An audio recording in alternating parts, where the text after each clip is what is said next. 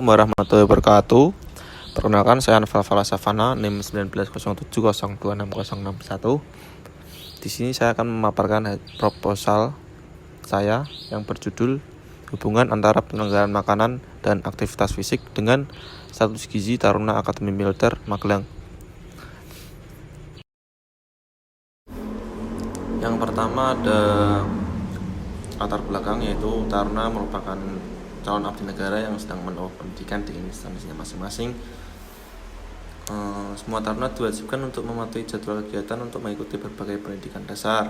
Kegiatan dari peserta pelatihan meliputi ibadah, senam, lari, apel pagi, ritual, latihan PBB, kuliah teori, kuliah praktik, kuliah lapangan. Aktivitas ini sangat berat, jadi untuk aktivitas sehari-hari sangat intensif, membutuhkan asupan makanan pada nutrisi untuk menyelesaikan aktivitas fisik. Asupan makanan pada gizi di Akademi Militer diatur oleh petugas gizi. Menu untuk taruna adalah menu non-komersial.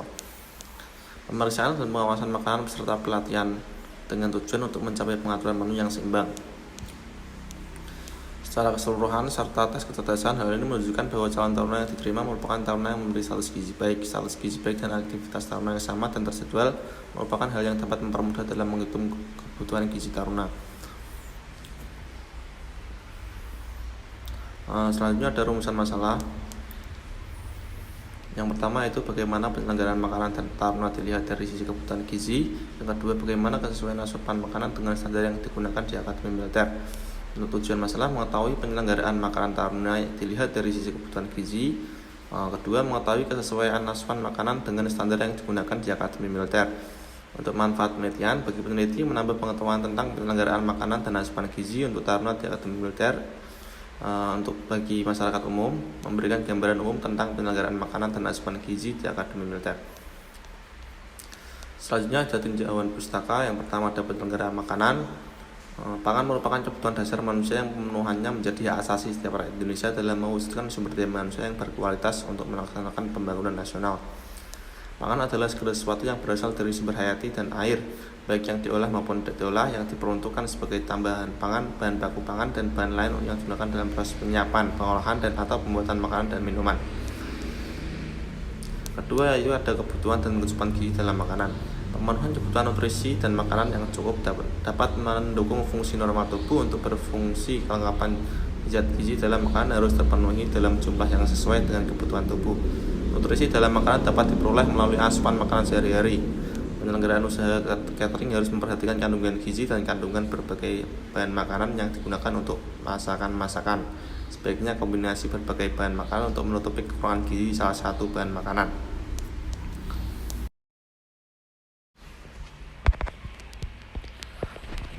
Yang ketiga ada status gizi, yaitu status gizi merupakan ekspresi dari keadaan keseimbangan dalam bentuk variabel tertentu atau perwujudan dari nutritur dalam bentuk variabel tertentu. Contoh, gondok endemik merupakan keadaan tidak seimbangnya pemasukan dan pengeluaran yodium dalam tubuh. Status gizi adalah status kesehatan yang dihasilkan oleh keseimbangan antara kebutuhan masukan nutrien. Menurut Ning Tias, menyatakan status gizi adalah keadaan tubuh sebagai akibat konsumsi makanan dan penggunaan zat gizi. Dibedakan antara status gizi kurang, baik, dan lebih. Status gizi merupakan tanda-tanda atau penampilan yang diakibatkan dari nutritur yang dilihat melalui variabel tertentu, seperti berat, tinggi, dan lain-lain. Untuk topik selanjutnya yaitu ada variabel. Yang pertama untuk variabel bebas ada penyelenggaraan makanan. Yang kedua ada aktivitas fisik, dan untuk variabel terikatnya ada status gizi. Di sini ada bagian dari kerangka teori, yaitu hipotesis.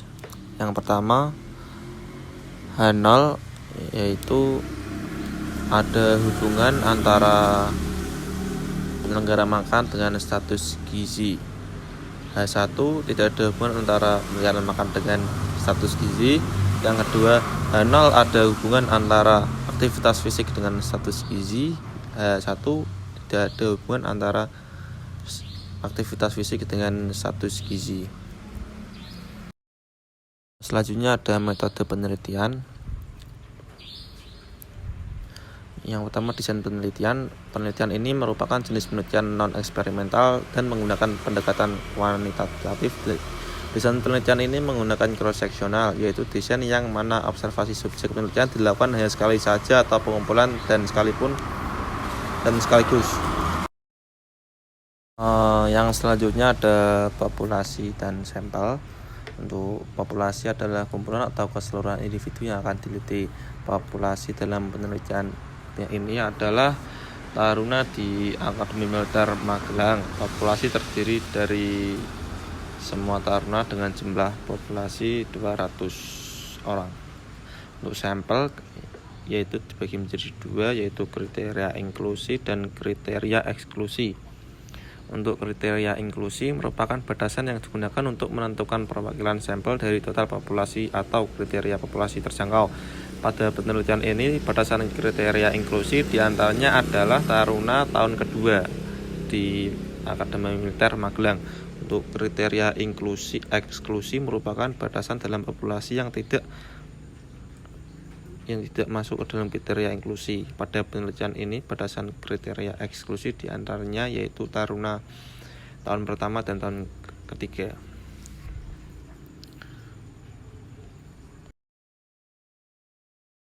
Untuk selanjutnya yaitu ada jenis dan sumber data.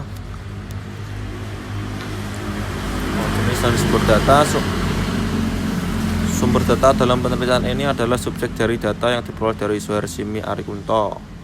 Sumber data digunakan untuk mendapatkan data yang akurat dan valid berkaitan dengan penyelenggaraan makanan untuk taruna di Akademi Militer. Sumber data dalam penelitian ini terdiri dari 1 perwira urusan gizi berjumlah 1 orang, 2 perwira urusan pengawasan dan pengendalian berjumlah 1 orang, 3 kepala dapur berjumlah 1 orang, 4 petugas BAMIN, Badan Penyelenggaraan dan Administrasi, 5 taruna Akademi Militer tingkat 3.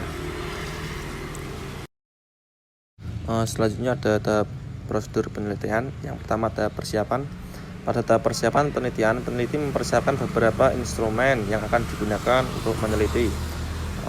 Dalam penelitian ini, peneliti menyiapkan alat antropometri untuk pengukuran berat badan dan tinggi badan,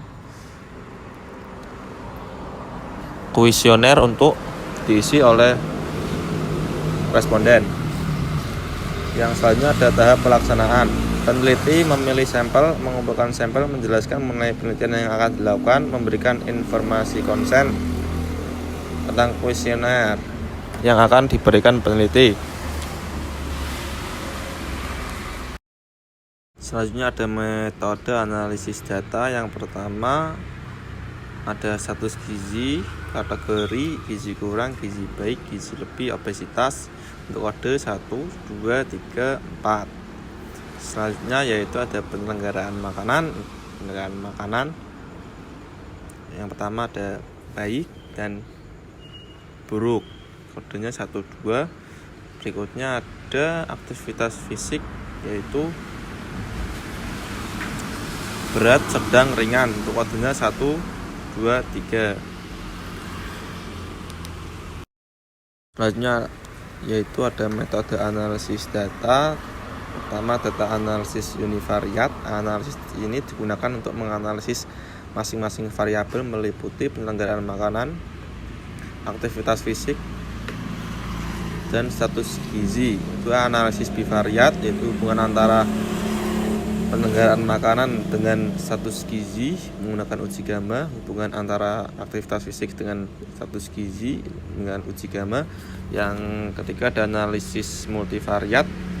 Jika pada analisis bivariat ditemukan paling tidak 2 variabel bebas yang memiliki hubungan dengan variabel terikat, maka analisis data dilanjutkan hingga analisis multivariat. Cukup sekian yang bisa saya sampaikan. Terima kasih. Wassalamualaikum warahmatullahi wabarakatuh.